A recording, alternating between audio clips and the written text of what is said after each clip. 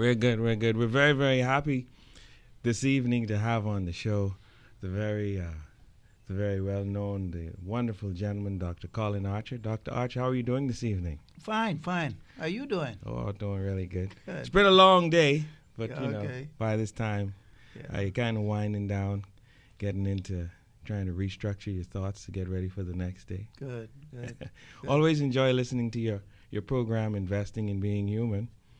And it caused us to think about the idea of speaking to you about the humanistic aspects of relationships and how being human really means, or how a loving relationship enhances the humanness of our humanity. Mm-hmm. And so we wanted to spend some time with you just kind of talking about that, kind of getting to your head, listen to your thoughts and ideas on that subject. Well, first of all, I want to explain this thing about being human. I remember some years ago a person asked me, what's this thing about being human? Are you a humanist? Well, I guess I'm a humanist in the sense that I'm a human being, but Right. I think what they were trying to say, does that mean you're separating being human from the divine? And it's something I really have to clear up over the years, explain. I often talk about my understanding of being human is to look at the greatest human being who ever lived on the face of the earth, Yes, you Jesus do. of Nazareth. And that's what I understand as being human. So my understanding of being human, somebody has said, he who is truly, truly human, Mm-hmm. being humble, being insightful, being forgiving, all the things that come with being a real human being, caring, Mm-hmm. making sacrifices, going the extra mile. Somebody has said, he who is truly human is truly divine. Wow. So maybe it's good for us, when you speak about the humanistic side of life, Right. to realize that my understanding of being human, and I speak about Jesus as the human life of God. Mm-hmm. So when you put it that way, you're not intimidated by this idea of being human, and you don't see something as human as being other than an authentic spirituality. Mm-hmm. So for me, my understanding of being human is to be authentically body, mind, and spirit kind of thing. You Right. heard about the three elements three. of who we are. Yes. So it's all of that. Your body, Mm-hmm. and we only think human is your body. But it's also your mind, which is something you can't quite, which is more than your brain. You can't quite put your hand on your mind. It's Yeah. something beyond the brain, and spirit. Yes. So maybe we can look at being human that way. Obviously, I have to speak from that perspective Right. as a follower of Jesus. Right. Let me ask you this question. Why is it that you think relationships among people are suffering to the extent that they are in our country and wreaking so much havoc in this land? Because I think primarily we really don't know ourselves. I made a couple notes as you asked me to come and share with you on relationships. And one of the things I have on this little blue card before me is that relationships, people are in constant flux. Mm-hmm. So what Dwayne was, your mother, Ethelyn, and Bursel Mhm. years ago, Right. when they met one another, Right. is different than who they are today. Amazing. They go through there's a thing known as developmental stages of relationship. Mm-hmm. They say the first stage of a relationship is you're head over heel with one another. Yeah. Boy, I think this person's the greatest, and you'll do anything to. The best thing since sliced bread. Exactly. The next stage is negotiating. So you're gone from that first stage, to boy, I'll do anything for her. I'll go to the ends of the earth, or she for me. Right. The next stage is a negotiating stage. Wow. You just do this for me, I'll do that for you. And then they go on to different stages to trying to compromise. That's the other stage. And then finally accepting. I guess that's the stage your mom and dad say would be Yeah. at, or I'll be at my stage. That's when you just say, look here. She is who she is. And Exactly. He is who he is. And That's it. Now Yeah. think about that. right. But it is said that we get stuck at the negotiating stage most of the time. Yeah. Boy, if she don't do this for me, I'm making no sacrifice for her. Mhm, Or if she do it. And we get stuck there. Yeah. So it's a kind of narcissistic, I'm only looking out for myself stage. Wow. So I believe that's one of the most important things to know in a relationship. relationships and human beings, and we're always changing. We're always in flux. So the same Dwain today is, in a sense, when you see your wife and you relate, you have changed since yesterday, and maybe imperceptible ways. She's still expecting the Dwain of yesterday, Right. and you're still expecting your wife of yesterday. But Right. there may have been something that happened to you that day that changed you profoundly. Right. Now, you may not tell her that, and you may not even know it yourself, but you're going to try and go through the same stages of what you were yesterday. And Yeah. so and you can understand why it's important to be in constant communication with one another. Absolutely. To say, this is where I am, this is where you are. I read something somewhere recently that said that, and this goes right in hand with what you're saying, that people are constantly growing. They're constantly evolving. And if they don't communicate, like you just said, then with that growing, if they don't grow together, then obviously they're growing apart. Exactly. And you've heard it said over and over again, the biggest problem in relationships is communication. And now we say that, and we know it's a powerful thing, but we can't quite always get our hands around it, because communication is to begin with, it's kind of elusive. It's, words have different meanings to different people. So you might be saying, I love you, I care for you, I like you, but the wife might be thinking something, interpreting that quite differently. And so they say the most important thing in communication, which comes from the two words creating communion. One is communion, occasion. They say the most important thing is listening, not talking. In communication. In communication, the hardest and most important part of communication is listening, not talking. Whereas we think communication, the most important thing is get my idea out there. Wow. But the most important thing is really trying to find where the other person is coming from, so that you can sort this out yourself. Yeah. But if each one is trying to get their point over, nobody's listening. So that communication thing is really a big deal. And of course, if I might go on, furthermore, as you know, you remember this book that came out a couple of years ago by a man called John Gray, Men Are From Mars, Women Are From Venus. Yeah, we're speaking two different languages.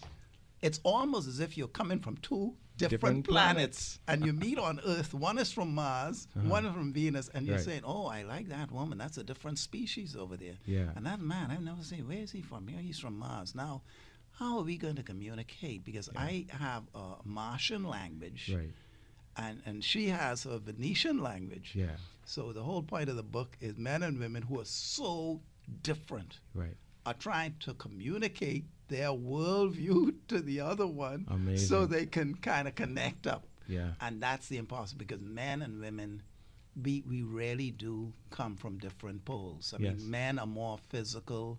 As you know, in relationships, men are more attracted to women sexually and physically. Women generally are more into the emotive and the emotional side, what they see in a man. I like his hands, his fingers, his eyes, that sort of thing. Women say they like men. Say, I like his eyes. I like his hands. I don't think men look at women that way. No. They look at the curves. And all the physical they say, wow, ooh, And so our makeup is so different, and that's why the listening is so important. And if the most important thing is for a man to try and, I guess in a sense, be like a woman. Be in a woman's head, and a woman has to be in a man's head. So you say, oh, I see. What the way I'm saying this. I think the point where a lot of guys get it wrong is we don't understand that for a woman to respond sexually, she has to be fulfilled emotionally. That's right. But for a man to respond emotionally, he has to be fulfilled sexually. That when you try at least guys, when they try to get their fulfillment sorted out first, it never works. That is true. Now, it doesn't mean, as you well know, some men are much more in tune with the feminine side of themselves. And some women, I often say my wife seems to take the lead quicker than I seem to be. She's said to have more, not masculine, but she in many areas of our relationship, and you have to know when it's okay for her to lead and when it's okay for you to fall back. Right. And I tend to be a little more sentimental. Ah. You know, I tend to be a little more romantic and sentimental. For instance, I like women with jewelry. And my wife is not into jewelry and all that stuff that much. So I'll buy a piece of jewelry for her. And she wouldn't wear it. Yeah, she'll wear it. But like, well, she ain't too interested. I could have had an orchid instead. Or you could have bought me some fish for my fish pond. I get the feeling. But, and so you have to pull back. Yeah, but yeah. so, as you know, again, women and men do have sometimes the ability to reach over into the feminine. And we all have a feminine and masculine side of ourselves. And that's why we have to be aware of both these aspects of our personality. So What's your advice? What's your advice for young people who are just getting started on this walk of relationships? How would you advise them to proceed in order to have successful, fulfilling, meaningful relationships? Well, I remember when I got married years ago, somebody How told long me... ago was that? 46 years. Wow. Been married 46. How long your mom and dad been married? About the same. Yeah. I think a little longer. Yeah. About the same time. I think we got married about the same time. 48, 49 Yeah, I think they're years. a little younger than me. Yeah. Yeah. We grew up together and all the... but I would say, somebody told me years ago when we got married, the most, and when I was two Bahamians and we lived in Jamaica, I went to Jamaica, I had 7 churches. I started out my ministry in Jamaica. Wow. 2 Bahamians there after college. And they told me the most productive part of your marriage is when you're going through the roughest times. Wow. Either you don't have enough money or you're struggling with the children. Take advantage of the tough times in your marriage. Now, as you know, that's completely counterintuitive to the way we look at relationships today.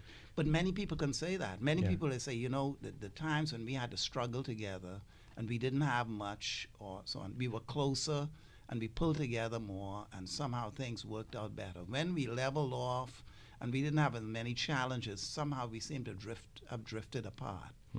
So as I say, my first advice to people would be, don't be afraid of the rough times in your marriage, because the rough times, if you stick with it, can probably be the most productive times.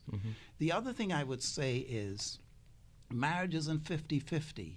It's probably like 80-20. That's a negotiating stage I talked about. I say, look, if you do this for me, I'll do this for them. We squit. But that's not real. Because remember, it's about love, isn't it? It is. And that's we're coming back to investing in being human. If you think about just pure human love, it's very selfish and narcissistic. Yeah. I'm looking out for me, buddy. I'm not checking for you. That's that narrow view of human, which I'm not into. Right. I'm into the human side of love that Jesus gave us, which is, you heard it, agape or agape love, some people call it, Right. which is love that goes beyond what you can see and manipulate. It refuses to take no for an answer. It's a kind of love that says, for instance, divorce and separation are not things I'm going to consider in my marriage when we start out. Now, if you begin your marriage by saying, boy, I always have the option of divorcing or separating, you're probably going to divorce You and probably separate. will. That's right. But if you say to yourself, that's not a part of my script in this relationship. I'm going to just work on this relationship no matter what, for better, for worse, for richer, for poorer, that sort of thing. Right. You will then go through these 4 stages. You would move beyond the negotiating and letting go and saying, I can't even understand myself. How can I understand my wife? Yeah. So it's 80-20. Right. So rather than a person giving 50-50 in a marriage, most times you got to have the aim for 80. Now, sometimes you can only give 20. Yeah. But wouldn't it be wonderful if the other person is then giving the 80 Right. to redeem you? Absolutely. So if you think of a quid pro quo, it really is not good. I mean, true love, as you know, is unconditional. Yeah. It really is. And that's why I really do think, Dwain, you need to go to it. There's a spiritual dimension to keep in marriages today. And it began with your question, what is going on? Why are so many people collapsing? Because I think we're not tapping into a genuine spirituality that says... Dr. Archer, one of the things that concerns me is that at the negotiating stage that you described just a while ago, these negotiations between people in our country seem to become very, very violent at times. Yes, it's And they've kind of turned into amazing. domestic violence. Yeah. There are situations which I'm sure you're well aware, where one person comes out of a violent exchange in the negotiating of a relationship dead. It's People are killing each other. profoundly sad. Profoundly sad. So there has to be something going on that, I mean, it really concerns me that we are so caught up in what it is that we want in our own selfish and our own selfish ambitions, that it is better. There's some of us who feel that it is better to kill another person to have our own way. Yeah, it's amazing. Amazing. And people do this, and they know the consequences. They're They going do. to end up. That's the strange thing about it. They're going to end. They seem to be happy with ending up in jail Yeah. or being hanged, as the case may be, Yeah. because of what they do. You know, this brings me to another point, Dwayne. Mhm. I wonder if we're not seeing a lot of these things because people, very young persons, now we come into the physiology of the brain, Right. are entering into relationships. You know, there's that, what I call that narcissistic phase of life where it's Right. all for me and not for anyone else. Hmm. I can't make any sacrifices, you know, the world. And now we do go through that growing up as young post-teens. It's like, boy, the world is out there and I got to get what I want. The brain is developed. Young men are ready to go to war then. Yeah. You know, I can fight, man. Old men create the wars and young men fight because you have all this testosterone and Right. everything going. And I wonder if one of the reasons that inability to work things through and see things beyond the immediate Right. is because so many young people are getting connected at 15, 16, 17, 18 in very intense Very intense. relationships. Yeah. The And highest. the brain can't handle that. because they're so selfish. Mhm. It can't see beyond, today. It can't see next year the consequences of this. I was listening to a story yesterday. Indicated some interesting statistics. The age group of 14 to 24 represents 23% of our population that's sexually active. Yes, that's right. But it also represents 75% of new cases of sexually transmitted diseases. Yeah, I heard that. That tells you that's right frightening. there there's a lot of volatility Oh, that's going on frightening. that 14 to 23, exactly. Mhm. And, My two teenagers were in the car with me when that came on, and I turned the volume up. Even though I can't say that I am the most comfortable father talking about those kinds of things it's with tough. my teenagers, but I wanted them to hear that. It's tough, yeah. Mhm. Yeah, it's amazing, So us pretending as if these kids are not getting involved with relationships at that level, and allowing our pretense to become our reality is not changing the facts. Mhm. They're involved, Yeah, right. and Yeah. they're having to make some decisions at that stage, like you so clearly indicated, that their brains are not sufficiently developed so to do. Exactly. That's why driving accidents, for instance, when you were young, 18, now you just fly. You don't realize, Yeah. I can't stop this car, but you don't see the consequences of traffic accidents happen because they just know how to speed, but they don't think of, boy, if I have to slow down, someone pulls out, Right. or guys popping on motorbikes, like happened a couple of weeks ago. Someone reversed in the street and the guy got killed. He just never thought Yeah. a car can reverse. I see everything in front, but you don't think a car's going to pull out on the side. pull right out in the Development lane. of the brain. Yeah. I would like to say that, therefore, with all of these things we've been talking about, I Right. believe we need a formula, a little something we can use to help us through. Mhm. You would ask what advice can you give people? And I would say there are two things I've tried to apply in my own life. I've hinted at one of them early on. Mhm. You have to see love at a higher level. Love is more than the physical attraction, emotional that men and women get, whether it's emotional or physical. It's more than that. I think the earlier we develop love with that what I call, for more or less, a more spiritual or the biblical concept of love, which has to do with sacrifice, delaying gratification, those sorts of things, the better it'll be for all of us, no matter what stage we're at. We have to see that this love is very elusive. Yeah.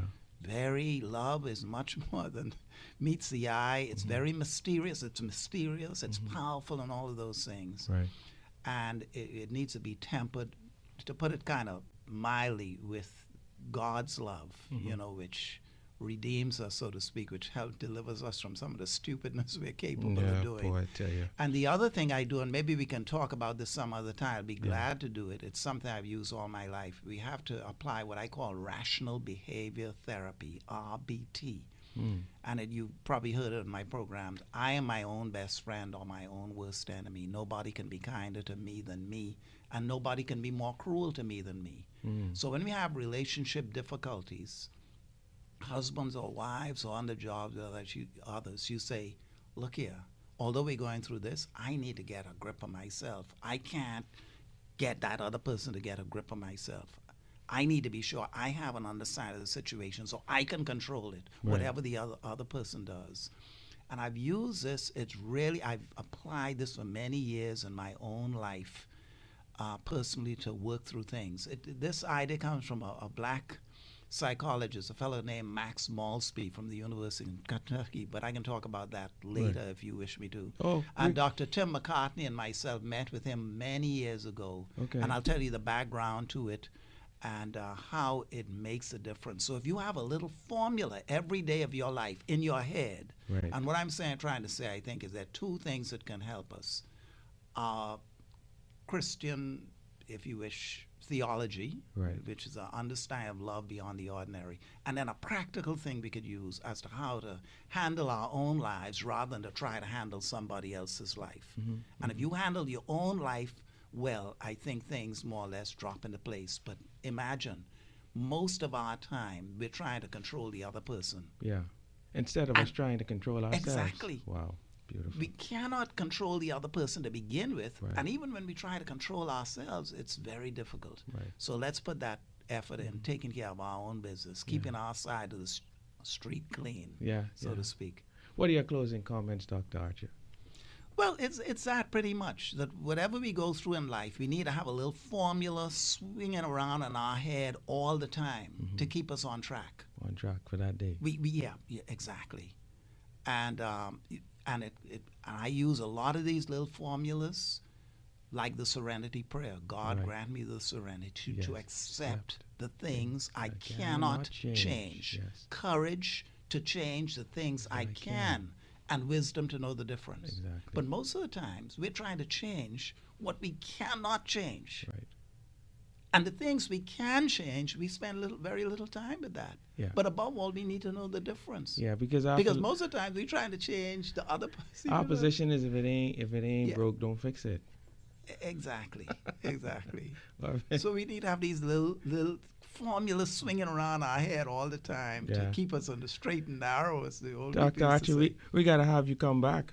There's a lot in that in that brain that our country needs to hear from a different perspective. I love your talent and what you're doing, and where you are as well, you're not a young person now, but I think you are you can look back at your teenage years and you're in the formative years in a way that I can't. And I think what you're bringing to your program and your life and what you do is you in a terrific position to do that very few people can do. So I want to commend you for what you do. Thank you, Dr. And for Archer. 2014, you can do that a lot better than I can. I come from a perspective, but you are actually in the flow now. You're in the minutiae. You say dropping your teenagers to school. I shall continue to seek your guidance and advice. Yet you got that teenager thing still in you. I shall continue to seek your guidance and advice. And we're looking forward to having you come back on the show. Delighted. Thank you very much. You're welcome. Have a good evening. God bless.